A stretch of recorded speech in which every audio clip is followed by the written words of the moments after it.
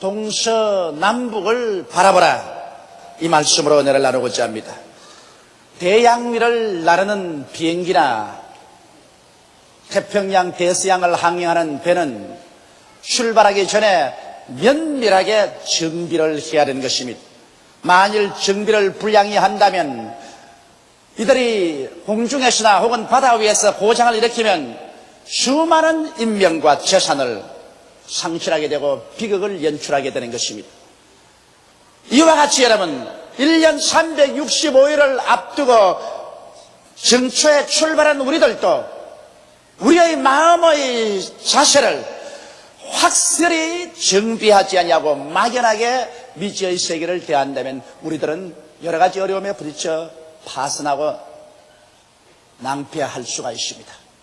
이 세상에 우연이라는 것은 없습니다. 예비하고 준비한 자에게 기회가 다가오는 것이지, 준비하지 않은 자에게는 아무리 기회가 다가와도 그를 포착할 수가 없는 것입니다. 그러므로 이 새해 우리가 어떠한 마음의 자세로 우리 자신을 정비해야 될 것인가, 이 일을 가지고 여러분과 함께 은혜를 나누고자 합니다. 첫째로 여러분, 우리가 우리 마음의 생각을 정비해야만 하는 것입니다. 하나님은 우리들의 생각을 통해서 역사하십니다. 여러분, 우리 몸은 하나님의 성령이 거하시는 성전이라고 말했는데, 예수 믿으면 하나님의 성령이 우리 영 속에 와서 거하십니다. 그러나 성령이 거하는 영이 지성소라면 우리 마음은 성소요, 우리 몸은 성전뜰입니다. 하나님의 성령은 우리 영을 통해서, 우리 마음을 통해서, 우리 육체를 통해서 나타나는 것입니다. 이렇기 때문에 아무리 성령이 우리에게 충만해도 우리 마음이 정비되어 있지 못하면 하나님께서 나타날 수가 없는 것입니다. 성경에는 지킬 만한 것보다 내 마음을 지켜라, 생명의 근원이 이에서 남이라고 말씀하셨으며, 우리의 온갖 구하는 것이나 생각하는 것에 넘치도록 능히하실 하나님이라고 말씀하시고 있는 것입니다. 그러므로 우리의 생각을 오늘 이 시간 정비해야 되겠습니다. 그러면 생각을 어떻게 정비할까요? 우리는 먼저 긍정적인 생각의 바탕을 일으켜야만 되는 것입니다. 사람들은 아담과 하와의 자손이기 때문에 타락한 연고로 그 생각이 부정적이고 부패해 있는 것입니다. 사람들은 빛보다는 어둠을 택해서 어둠에 대한 이야기를 하기를 즐거워하는 것입니다. 사람들은 질서 대신에 무질서를 언제나 찾아내고 그 무질서를 가지고서 원망불평을 합니다. 사람들은 아름다움이 많은데도 불구하고 추한 것만 자꾸 덜추어내서 그를 언제나 공격하고 파헤치는 것입니다. 사람들은 지혜와 지식을 찾는 것보다는 오히려 무지하고 목매한 것을 찾고 그 가운데 거하기를 원합니다. 사람들은 풍요가 있는데도 불구하고 그것은 제껴놓고 언제나 가난을 이야기하고 못 사는 것을 생각하는 부정적인 마음의 바탕을 가지고 있습니다. 사람들은 사랑 대신에 미움을 생각하고 언제나 시기, 분노, 질투하는 그러한 마음의 바탕을 가지고 있습니다. 이러한 마음의 바탕은 하나님께 결코 축복을 받을 수가 없습니다. 왜냐하면 하나님께서는 긍정적인 하나님이시기 때문인 것입니다. 창세기에 보면 땅이 공허하고 혼돈하며 흑암이 깊어무에 있을 때 하나님은 어둠보다는 빛을 만들었습니다. 무질서 대신에 질서를 만들었습니다. 추 대신에 물은 한 곳으로 모이고 육지가 드러나고 모든 풀과 열매 맺는 나무와 꽃들이 돋아나게 만들었은 것입니다. 주님께서는 어두운 하늘에 해와 달과 별들을 지었었습니다. 텅 빈 하늘에는 새들이 나르고, 그리고 물속에는 물고기가 놀도록 부여와 풍성을 만들었었습니다. 그리고 하나님께서는 당신의 사랑하는 대상인 사람을 만들어서 사람에게 사랑을 부어주셨습니다. 이러므로 여러분, 우리가 하나님과 동행하기 위해서는 새해에는 우리의 마음을 예수 그리스도의 보혈로 씻고 어두움 대신에 빛을, 무질서 대신에 질서를, 추함 대신에 아름다움을, 무지 대신에 지혜와 지식을, 그리고 가난 대신에 부여를, 미움 대신에 사랑을 생각하는 긍정적인 마음의 자세를 가지고 하나님 앞에 서야 되는 것입니다. 그럴 때 우리는 하나님과 동행할 수 있는 것입니다. 그뿐 아니라 우리는 한 걸음 나아가서 적극적인 생각을 가져야만 되는 것입니다. 사람들은 소극적인 생각을 가지고서 언제나 나는 못한다, 나는 안 된다, 할 수 없다, 망한다, 이런 말을 잘합니다. 그러나 여러분, 성경에는 그렇게 말하고 있지 않습니다. 적극적인 생각을 가지고서 할 수 있거든요. 무슨 말이냐? 믿는 자에게는 능치 못하신 일이 없나니라. 바울 선생은 말씀하기를 내게 능력 주시는 자 안에서 내가 모든 것을 할 수 있나니라고 말씀하신 것입니다.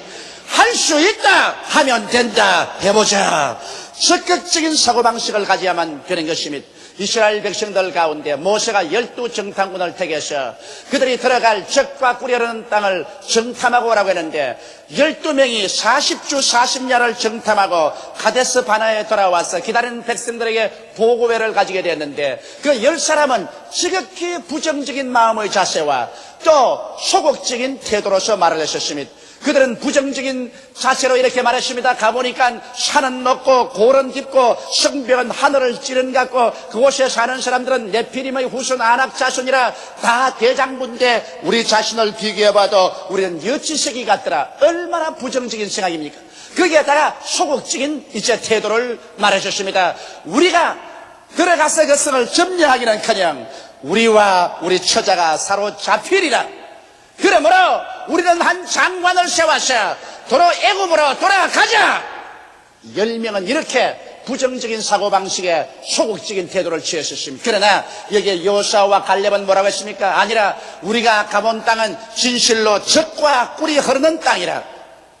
긍정적인 태도인 것입니다. 그리고 그는 적극적인 사고방식을 사용하셨습니다. 그들의 보호자는 그들에게서 떠났고 그들은 우리의 밥이라. 우리 들어가서 점령하자. 그러자 사람들은 부정적인 태도와 소극적인 태도를 좋아합니다. 다 급쟁이들이니까.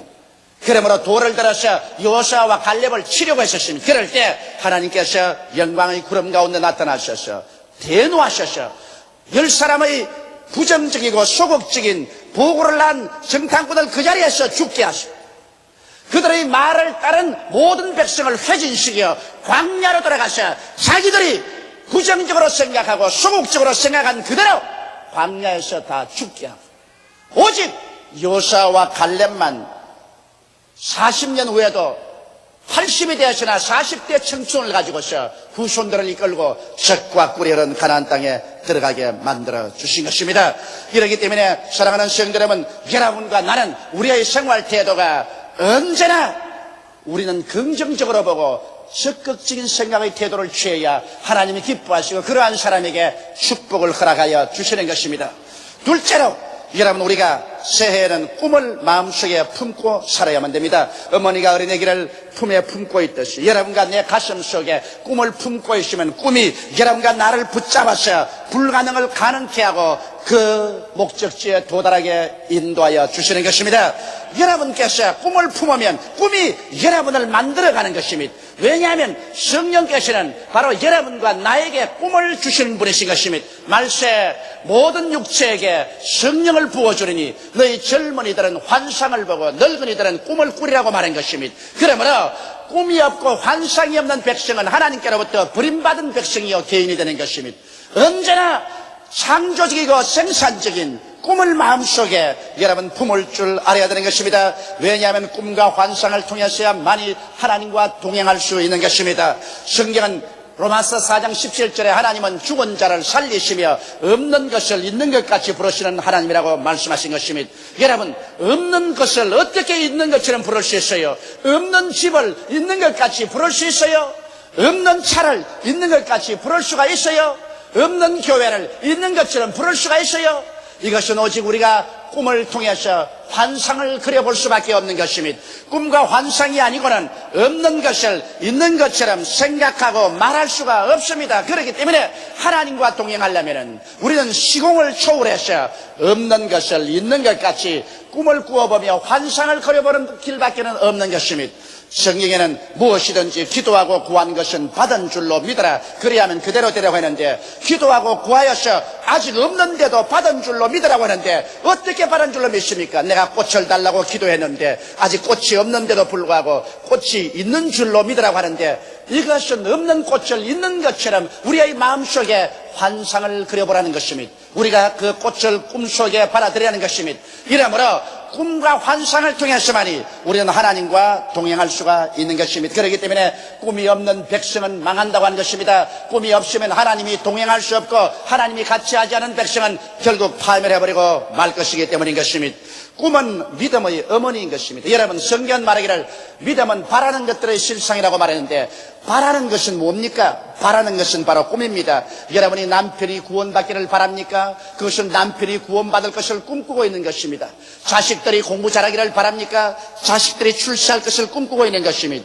여러분께서 건강하기를 바랍니까? 그러면 여러분은 건강을 꿈꾸게 됩니다. 바란다는 것은 즉 마음속에 소원을 가지고 꿈과 환상을 가지고 있다는 것입니다. 그러므로 믿음이라는 것은 바라는 것들의 실상이라, 바라는 꿈과 환상이 있어야 믿음이 실상이 되는 것입니다. 여러분께서 아무리 믿습니다고 고함쳐도 마음속에 꿈과 환상이 없으면 믿음은 아무 소용이 없는 것입니다. 그렇기 때문에 하나님께서는 아브라함에게 동서남북을 바라보라고 했었습니다. 그가 무일푼으로 애굽에 내려가서 고생을 하고 난 다음 애굽에서 올라왔었을 때 하나님께서 가나안 땅에 올라온 아브라함에게 너는 눈을 들어 동서남북을 바라보라. 내 눈으로 보이는 그 땅을 너와 내 자손에게 영원히 주라고 말씀한 것입니다. 눈으로 바라봄으로 말미암아 그 마음속에 꿈과 환상을 가질 수가 있었습니다. 그러자 그는 믿을 수가 있었고, 그리고 믿음을 통하여 그 땅을 얻을 수가 있었던 것입니다. 아브라함의 나이 100살이 되고 그 아내 사레의 나이 90살이 되었었어요. 인간적인 생각으로 자식을 낳을 수 있는 가능성은 수도 없었습니다. 그럼에도 불구하고 그들은 자식 갖기를 원했으나 마음속에 전혀 신념이 없었습니다. 그럴 때 하나님께서 아브라함에게 밤중에 나와서 하늘을 쳐다보고 별들을 헤아리게 한 것입니다. 별들을 헤아리어서 별들이 마음에 가득해졌자 하나님께서 말씀하기를 내 후손이 저 별들처럼 많으리라고 말하셨습니다. 그래서 별들을 헤아림을 통해서 아브라함의 마음속에 꿈을 심어준 것입니다. 그는 그때부터 시작해서 그 자손이 하늘의 별들처럼 많을 것을 꿈꾸어보자, 그것을 바라자, 그 바람이 믿음으로 변화된 것입니다. 그래서 그 꿈이 믿음을 산출하여 아브라함은 믿었고 그 아내 사라도 믿었었습니다. 그 결과 1년이 지나서 이삭이라는 아름다운 아들을 낳는 기적을 체험하게 된 것입니다. 이처럼 사랑하는 성도 여러분, 여러분께서는 1년을 앞두고 여러분의 분명한 목표를 설정하고 꿈을 그리며 동서남북을 바라보고 나아갈 때 하나님께서 믿음을 허락하시며 기적을 여러분에게 창조해 주실 것입니다. 꿈이 없이 이 해를 살지 마십시오. 여러분은 하나님 앞에서 꿈을 가슴에 품고 살아가십시오. 그런 꿈이 여러분에게 기적을 산출해 주실 것입니다. 셋째로, 이 한 해 동안은 하나님의 말씀에 귀를 기울이며 살아야 되겠습니다. 성경에는 믿음은 들음에서 나며 들음은 그리스도의 말씀으로 말미암다고 말하고 있는 것입니다. 여러분, 이 성경 말씀은 과거에 기록된 책입니다. 이 성경의 말씀은 하나님께서 선지자들과 제사장들과 왕들과 여러 사람을 통해서 기록해서 완성된 책인 것입니다. 이 성경을 읽으면 하나님께서 과거에 어떻게 역사하셨는가를 우리에게 소상하게 보여주고 있는 것입니다. 그러나 우리는 현재에 살고 있는 것입니다. 그러면 현재 이 말씀을 어디서 얻을까요? 과거에 역사하신 하나님의 기록을 우리가 읽을 때 하나님의 성령께서 그 말씀을 가지고 갑자기 우리 마음속에 부딪혀옵니다. 여러분, 이 성경을 읽을 때 이 성경 말씀이 현재에 살아서 내 마음속에 부딪히는 음성으로 들려올 때 하나님은 그 말씀을 통해서 지금 여러분에게 말씀하고 있는 것입니다. 과거에 기록한 성경 말씀은 헬라어로 로고스라고 말합니다. 그러나 현재 마음에 부딪혀오는 하나님의 말씀은 헬라어로 레마라고 말합니다. 이 로고스가 여러분과 내가 하나님 앞에서 말씀을 읽을 때 성령으로 말미암아 내 마음속에 부딪혀 들어오는 음성이 될 때는 레마가 되고, 레마를 들으면 여러분 마음속에 믿음이 생기라는 것입니다. 여러분 또한 여러분께서 하나님 말씀을 들을 때, 설교 들을 때 그 말씀이 마음에 부딪혀옵니다. 보통 때는 설교를 들으면 그저 참 은혜롭고 좋다고 생각하는데 어떤 때는 그 말씀이 마치 섭을 태우는 불과 같이, 바위를 깨뜨리는 방망이 같이 내 마음속에 부딪혀오는 음성이 들려옵니다. 내 마음에 부딪혀올 때 그것은 하나님 말씀이 바로 현재 여러분에게 하나님이 말씀하는 것이 되고 마는 것입니다. 또한 여러분이 기도할 때 열심히 기도하는데 갑자기 마음속에 부딪혀오는 음성이 있습니다. 갑자기 너희 이웃 사람에게 전도하라. 혹은 네가 일어나서 얼마 많은 헌금을 하나님께 드려라. 혹은 네가 또 어떻게 기도하라. 이렇게 마음에 부딪혀오는 음성이 들려올 때가 있습니다. 이것은 하나님께서 여러분에게 현재 직접 말씀하는 음성이 되는 것입니다. 그렇지 않으면 혹은 교회 종들과 장로님이나 권사님이나 조장, 구역장이나 평신도끼리 서로 이야기하는데 갑자기 그 대화가 내 마음속에 부딪혀옵니다. 마치 바위를 때리듯이 부딪혀옵니다. 그럴 때는 하나님께서 그 사람의 입을 통해서 내게 말씀하는 것입니다. 그래서 오늘날 또 하나님은 이 로고스를 통해서 또 우리 설교를 들을 때, 기도할 때, 또 대화 중에서 우리의 마음속에 갑자기 다가와서 말씀해 주는 것입니다. 여러분께서 그 말씀에 귀를 기울일 때 그 말씀은 여러분의 마음속에 하나님께서 주시는 믿음이 되고 아이디어가 되고 지혜가 되고 지식이 되고 판단력이 되어지는 것입니다. 오늘날 수없이 많은 사람들이 지혜가 부족해서 이 세상에 낭패와 실망을 당합니다. 하나님께서는 오늘날 주의 백성들에게 지혜를 주시기를 원하십니다. 성경에는 너희 중에 지혜가 부족하거든 꾸짖지 아니하시고 후히 주시는 하나님께 구하라. 그리하면 제가 주시라고 말씀한 것입니다. 우리는 하나님의 지혜를 받았으면 수많은 위기에서 모면할 수가 있고 수많은 문제를 해결할 수가 있고 수많은 일에 창조적이고 생산적이 될 수가 있었을 것입니다. 그러나 사람의 지식이나 지혜나 판단력은 한계점에 도달해 있습니다. 그러나 우리가 하나님께 기도하고 하나님께 기다리면 하나님께서는 성경 말씀을 통하여 설교를 통하여 기도를 통하여 대화를 통하여 우리 마음속에 인간의 두뇌를 초월해서 부유하고 잠잠하게 부딪혀오는 음성이 있는 것입니다. 그 음성을 통해서 우리가 아이디어를 캐치하고 우리 지혜를 얻고 판단력을 얻고 지식을 얻고 믿음을 얻으면 여러분과 나는 이제 인간적인 레벨에서 살지 아니하고 하나님의 지혜와 하나님의 판단력, 하나님의 총명, 하나님의 믿음으로서 인생을 살아갈 수 있게 되는 것입니다. 나는 우리 교회 사업을 하는 어떤 자매님이 내게 이런 간증을 하는 걸 들었습니다. 목사님, 나는 주님 앞에서 설교 들을 때 굉장한 아이디어를 얻습니다. 하나님 말씀을 듣고 있을 때 갑자기 성령께서 내 마음에 부딪혀 와서 내게 새로운 아이디어를 주십니다. 나는 그 아이디어를 받아서 사업을 한 결과에 크게 성공을 했습니다. 그러고 난 다음에 이 해가 지나기 전에 내가 하나님께 감사의 예물을 드리겠습니다 하고 1천만 원의 헌금을 가지고서 제게 와서 간증하는 것을 들었었습니다. 그는 평범한 하나의 주부였지만은 그러나 하나님 말씀을 들을 때마다 그 말씀 속에서 아이디어가 마음속에 전달되어서 그런 인생을 성공적으로 살아갈 수 있다는 간증을 했었습니다.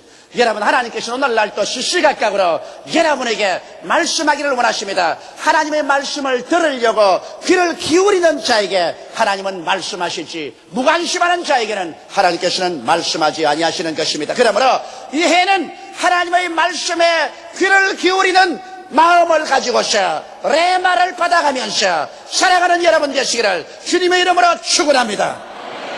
넷째로 금년 새해는 강한 믿음의 서든을 하면서 살아가십시다. 여러분, 사람이 하나님의 형상과 모양대로 지음받은 것은 바로 하나님처럼 말할 수 있다는 특권이 주어진 것입니다. 하나님은 말씀으로 천지를 지으셨는데 사람에게도 말할 수 있는 기능을 주심으로 타락하기 전에 사람은 말로서 온 세계를 다스린 것입니다.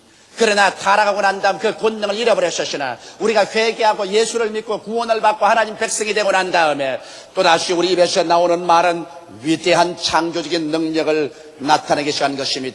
여러분, 우리 사도들의 생애를 통해서 보십시다. 베드로와 요한이 네 문가에 있는 안전뱅이를 보고 은과 금은 내게 없으나 내게 있는 것으로 내게 주노니 나사렛 예수 이름으로 일어나라고 말할 때 그 말씀의 능력이 그 절름발이를 안전뱅이를 일으키는 것입니다. 바울이 루스드라에서 태어날 때부터 안전뱅이 된 사람 보고 설교하다가 말고 내 발로 일어나라 하니 일어나 버리셨습니다. 말씀으로 그 안전뱅이를 일으킨 것입니다. 베드로는 죽은 도르가에게 와서 기도하고 난 다음에 도르가야 일어나라고 말하니 죽은 도르가가 살아 일어난 것입니다. 여러분, 구원받은 사람에게는 이 말씀에 위력이 있는 것입니다. 그렇기 때문에 성경은 말씀하기를 내 말로 내가 묶였으며 내 말로 내가 사로잡혔다고 말한 것입니다. 우리는 신수점을 치지 말고 말에 조심을 해야 되는 것입니다. 자기 말이 자기의 생활의 터전과 내일의 삶을 긍정이나 부정으로 묶어버린 것입니다. 나는 못해, 나는 안 돼, 나는 할 수 없어, 나는 낭패야, 나는 실망이야, 나는 무능력해. 그러한 말들이 여러분을 칭칭 감아 묶어버리는 것입니다. 내 말로 내가 묶였으며 내 말로 내가 사로잡히게 되었다고 말한 것입니다. 한 개인이나 민족이 진실로 창조이 되려면 그들의 언어를 바꿔야 되는 것입니다. 어둡고 캄캄하고 절망적인 파괴적인 언어를 여러분 내어 던져버리고 여러분의 입술을 통해서 하나님이 주신 약속을 통해서 긍정적이고 적극적이며 창조적이고 생산적인 말을 해서 그로 하여금 하나님의 능력으로 묶어놓아야만 되는 것입니다. 여러분 자신은 여러분의 입에서 나오는 말씀이 여러분의 운명을 좌우하는 것입니다. 그렇기 때문에 성경은 무엇인지 땅에서 매면 하늘에서 매일 것이요 땅에서 풀면 하늘에서 풀리라고 했는데 우리가 무슨 밧줄이 있어서 땅에서 묶고 풉니까? 우리가 땅에서 묶고 푸는 것은 여러분 입술의 말로서 묶고 푸는 것입니다. 여러분 구원받은 여러분이 땅에서 묶는 말을 하면 그것이 하늘에서 묶음으로 응답되고 푸는 말로 하면 하늘에서 푸는 것으로 응답되는 것입니다. 이렇기 때문에 여러분께서 이 땅에 사는 동안에 무슨 말을 하는가 이것이 여러분을 묶거나 해방시켜 놓는 것입니다. 이러므로 내가 여러분에게 애드바이스하고 싶은 것은 우리는 십자가 밑에서 오중복음과 삼박자 축복의 말씀을 강하게 해서 하나님의 영광으로 여러분 자신을 묶어놓게 되시기를 주 이름으로 축원합니다. 여러분은 십자가 밑에 나와서 나는 예수 그리스도의 십자가의 보혈로 죄사함을 받은 의인이 되었다고 말하십시오. 의의 힘으로 여러분은 잡히게 될 것입니다. 나는 십자가를 통하여 하나님과 화목되고 성령으로 충만함을 받았다. 성령이 나와 같이 계신다고 말할 때 성령 충만의 능력으로 잡히게 될 것입니다. 여러분은 십자가 밑에서 나는 원수 마귀의 머리를 깨뜨리고 마귀를 이겼다.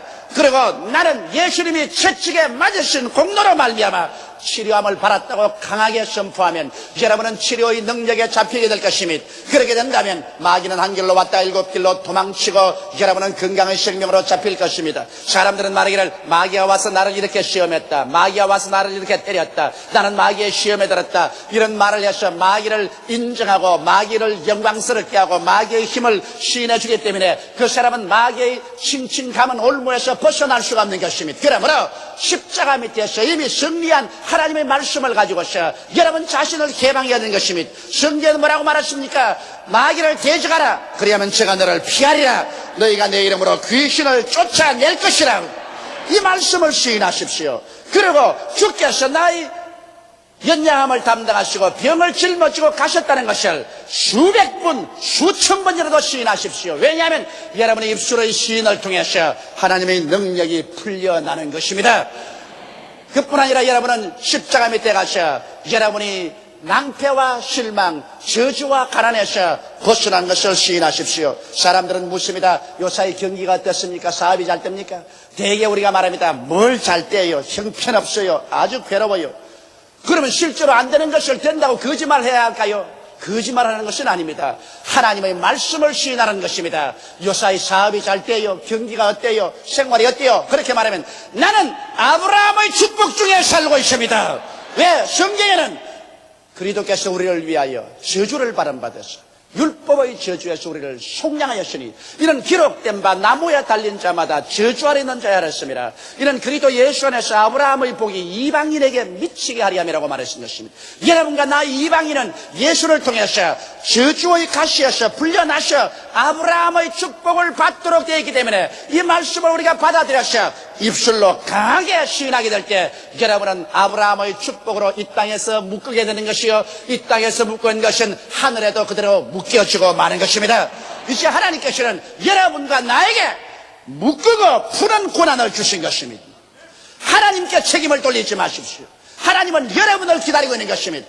여러분께서 십자가의 그리스도의 대속의 은총으로 이 땅에서 강하게 시인하면 하나님의 축복으로 이 땅에서 묶임을 받을 것이요 하늘에도 역시 하나님이 묶어주는 것입니다. 그러나 이 땅에서 여러분께서 자꾸만 낭패와 실망을 말하면 하나님의 축복에서 풀려나고 말 것이요 하늘에서도 풀어버리고 말 것인 것입니다. 이러므로 하늘은 이 땅에 있는 여러분의 입술의 시인에 따라서 반응한다는 것을 알아야 될 것인 것입니다. 이러므로 비록 사망이 다가와도 바울 선생처럼 사망아 너희 이기는 것이 어디냐, 사망아 너희 소는 것이 어디냐, 우리는 그리스도 예수 안에서 이미 하늘에 앉았다고 말할 때 죽음의 공포는 다 사라져버리고 말게 될 것입니다. 오직 하나님의 영광으로 채워질 것입니다.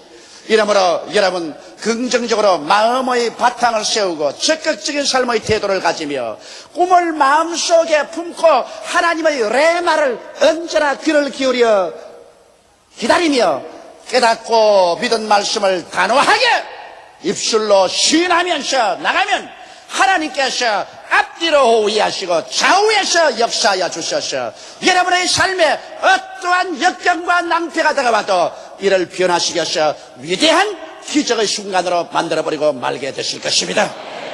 다 같이 고개숙여 기도드리겠습니다. 전능하신 하나님 우리 아버지, 새해가 우리에게 다가왔습니다. 새해는 미지수를 가지고 다가왔습니다. 어떠한 일이 새해에 일어날지 모릅니다. 그러나 우리 주를 믿는 사람들은 새해를 어떠한 환경에도 아름답게 요리해 놓을 수 있는 마음의 자세를 준비할 수 있는 것을 감사하옵나이다. 아버지, 우리의 생각을 긍정적이고 적극적으로 변화시키게 도와주시옵소서. 확실히 인생 목표를 가지고 기도하는 중에 꿈을 세우고 꿈을 품게 하여 주시옵소서. 그러면 꿈은 우리 인생을 품어주실 것이옵니다. 아버지와 항상 매일같이 하나님 말씀을 읽고 기도하며 설교를 듣고 함으로 레마를 기다리게 도와주시옵소서. 어려울 때마다 하나님이 지혜의 말씀을 주시는 것이니 레마를 받아서 인생을 살게 도와주시옵소서. 아버지, 우리가 알고 믿은 바를 조금도 움직이지 말고 눈에는 아무 증거 안 보이고 귀에는 아무 소리 안 들리고 손은 잡히는 것 없어도 강하고 담대하게 입으로 시인하고 나가게 도와주시옵소서. 무엇이 땅에서 매면 하늘에서 매어지고 땅에서 풀면 하늘에서도 풀려진다는 것을 깨닫고 알고 나가게 도와주시옵소서. 예수님 이름 받들어 축복하고 기도드리옵나이다. 아멘.